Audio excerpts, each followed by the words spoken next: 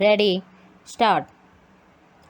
उपाध्यक्ष महोदय, अपने भाषण में उन्होंने कहा कि मैंने आज तक ऐसी गरीबी के दर्शन नहीं किए जैसा कि मैं देख रहा हूँ। ऐसी गरीबी जब हम स्वतंत्र नहीं थे तब अवश्य देखने को मिलती थी, लेकिन स्वतंत्रता के पश्चात मैं पहली बार ऐसी गरीबी देश के किसी भाग में देख रहा हूँ। देश के विकास के काम को बढ़ाकर ही ऐसी गरीबी हम हटा सकते हैं। सरकारी उद्योगों की स्थिति अजीब है।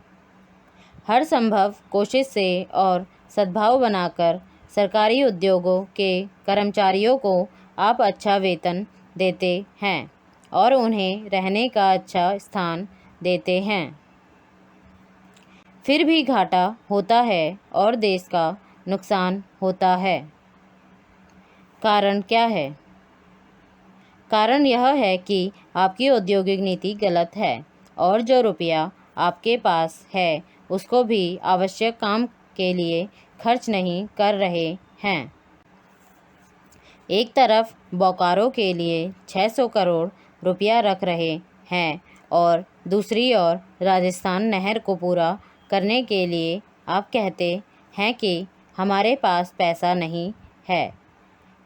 एक और महाराष्ट्र के अंदर आप नई चीनी मिलें खोल रहे हैं और दूसरी ओर उत्तर प्रदेश और बिहार के अंदर कारखाने बंद हो रहे हैं या जो उनकी क्षमता है उस पर पूरे तौर पर काम नहीं कर रहे हैं। यह औद्योगिक नीति नहीं है। इसीलिए यह कहना ठीक नहीं है कि हमारी औद्योगिक नीति सफल हुई है। मंत्री महोदय कहते हैं कि वे सिंचाई के लिए एक सिंचाई आयोग बनाएंगे। अच्छी बात है, मगर सिंचाई की क्या हालत है हमारे देश के अंदर, यह भी तो देखिए। जिस समय हमारे देश में कोसी बांध का काम शुरू हुआ था उस समय पाकिस्तान ने एक बांध पूरा कर लिया था। वहाँ उससे सिंचाई हो रही है और हमारे यहाँ इसका काम आधा भी नहीं हुआ है। राजस्थान नहर शुरू हुए कितने वर्ष हो गए हैं, परंतु अभी भी वह बनी नहीं। हमारे यहाँ कोई ठीक तौर तरीका नहीं है। मंत्रियों और सांसदों के मकानों के लिए करोड़ों रुपये निकल सकते हैं, मगर देश के उद्योग के लिए, देश के किसान और मजदूर के लिए जो रुपया चाहिए वह नहीं मिल सकता। उसके लिए रुपया नहीं दे सकते हैं। यह कोई उद्योग नीति नहीं है। यह एक खिलवाड़ किया जा रहा है। मैं कल सदन को बतला रहा था कि कुछ सड़कें विश्व बैंक की सहायता से बनने वाली थी।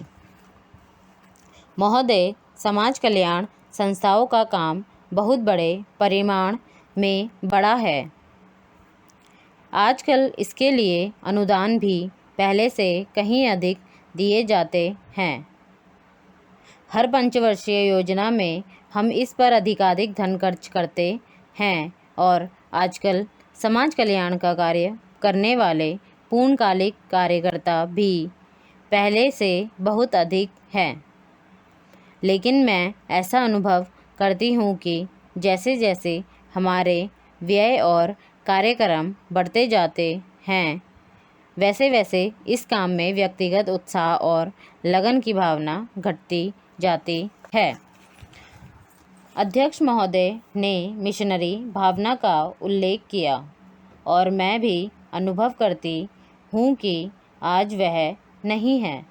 मैं कि यह केवल बोर्ड के बारे में ही नहीं बल्कि सामाजिक कार्य के समस्त क्षेत्र के बारे में कह रही हूँ। फिर स्वेच्छा सेवा प्रयास भी कुछ कम होते जा रहे हैं।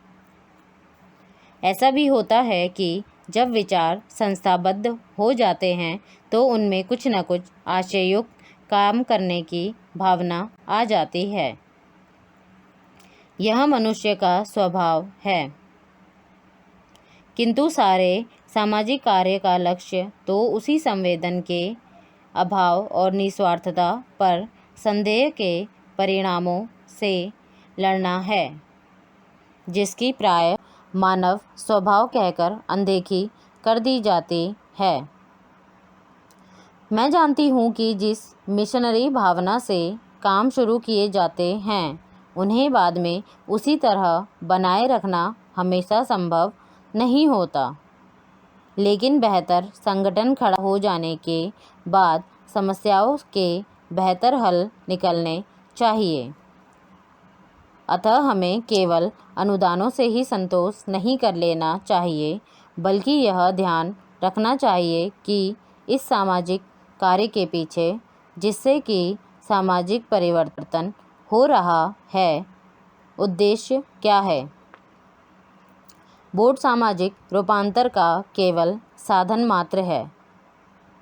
राजनीतिक और आर्थिक कामों में फंसे रहने के कारण हम सही दिशा में और सौद्देश्य सामाजिक परिवर्तन की ओर काफ़ी ध्यान नहीं दे पा रहे हैं। किंतु परिवर्तन तो हमारे अपने विकास और विश्व की घटनाओं के कारण, जो हमारे जीवन और समाज पर निरंतर प्रभाव डालता है, स्वतः आ रहा है। हमारे होनहार युवक और युवतियाँ संसार के घटनाचक्र से निरंतर प्रभावित है, और कहीं भी कुछ होता है तो वह हमें भी अवश्य छू जाता है।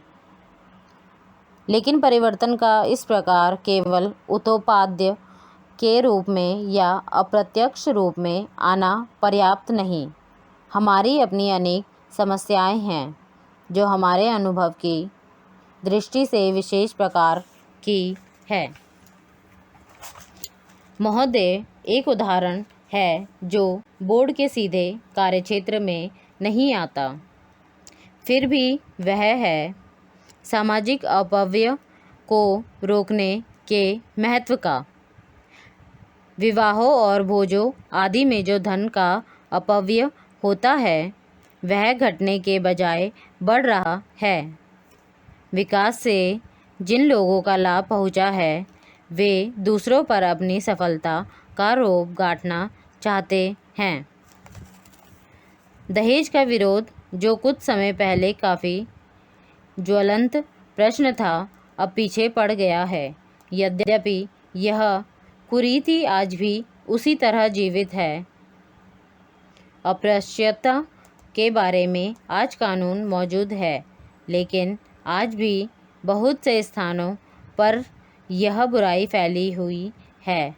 लोग इसे सरकार पर नहीं छोड़ सकते कि वही इसे घटाने के लिए कदम उठाए। इसके लिए तो उन्हें स्वयं कुछ न कुछ करना होगा। विशेष रूप में समाज कल्याण के क्षेत्र में केवल सरकारी कार्यवाही पर्याप्त नहीं हुआ करती। जनता और सरकार दोनों को मिलकर एक दूसरे का हाथ मजबूत करना चाहिए और पूरे अधिकतम सहयोग से काम करना चाहिए। अपने कार्यक्रमों को पूरा करने के अतिरिक्त समाज कल्याण संगठनों को भी अंधविश्वासों से लड़ने और लोगों में तर्कसंगत दृष्टिकोण अपनाने की ओर ध्यान देना चाहिए। समाज सेवी संस्थाएं दैनिक जीवन में वैज्ञानिक चिंतन को लोकप्रिय बनाने के लिए बहुत कुछ कर सकती है। जातीय समाज के नाते हम लोगों को स्वास्थ्य और शिक्षा की ओर कहीं अधिक ध्यान देने की आवश्यकता है। इसके लिए आवश्यक है सही वातावरण, आदतें और सामाजिक दृष्टि, ताकि हमें अपने व अपने आसपास के लिए उचित सफाई, बेहतर पोषाहार और स्वास्थ्य की सुविधाएं प्राप्त हो सके। सफाई के बारे में हमारा कुछ अजीब दृष्टिकोण है। हम अपने घर की तो सफाई करते हैं, पर कूड़ा करकट दरवाजे पर ही डाल देते हैं। हम स्वयं तो रोज़ नहाते हैं, पर हमारी सड़क या गली गंदी है, जिसकी तनिक भी चिंता नहीं करते। बड़े शहरों में और उन इलाकों में भी जहाँ पढ़े लिखे और खाते पीते लोग रहते हैं, कूड़ा करकट जमा रहता है और कोई इसकी परवाह नहीं करता। स्पष्ट रूप से यह स्त्रियों की संस्थाओं और समाज कल्याण संगठनों का काम है। समाज कल्याण संस्थाओं के लिए परम आवश्यक है कि वे समूचे क्षेत्र के सुधार के लिए आपसी तालमेल रखें। सरकारी विभागों का आपसी तालमेल भी बहुत आवश्यक है, जिससे स्थिति सुधर सकती है।